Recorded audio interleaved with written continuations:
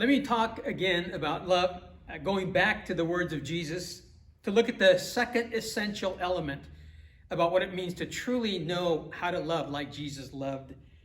John chapter 14, verse 15 through 17. If you love me, you will obey what I command.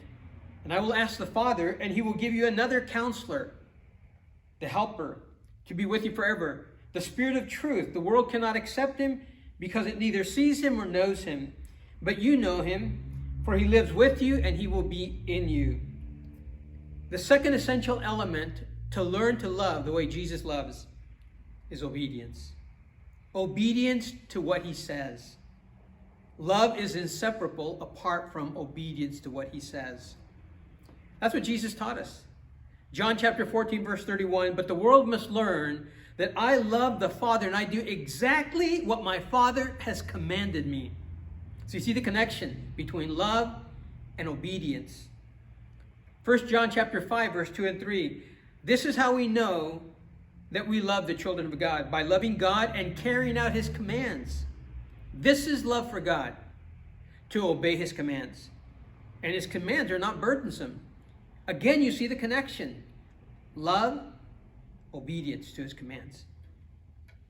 Over and over we're taught that this is what true love is. We go back to the Old Testament. The same thing is taught. Listen to the Old Testament, what God tells us in the book of Deuteronomy. That he shows love to 1,000 generations to those who love me, he says, and keep my commandments.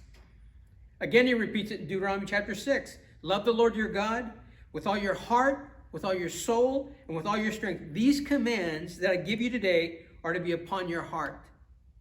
Again, the connection between love and obedience.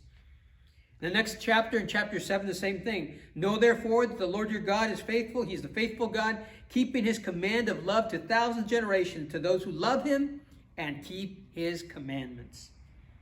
Again in chapter 10, and now, O Israel, what does the Lord your God ask of you? But to fear the Lord your God, to walk in all of his ways, to love him, and to serve the Lord your God with all your heart, with all your soul, and to observe the Lord's commandments and decrees that I am giving you today for your own good. Over and over we see this connection. That true love is loving the right person, meaning loving Jesus above everyone else. A true love is obeying what God has said in his word. Love is inseparable apart from obedience. You cannot love God without obeying what he says. Lord bless you.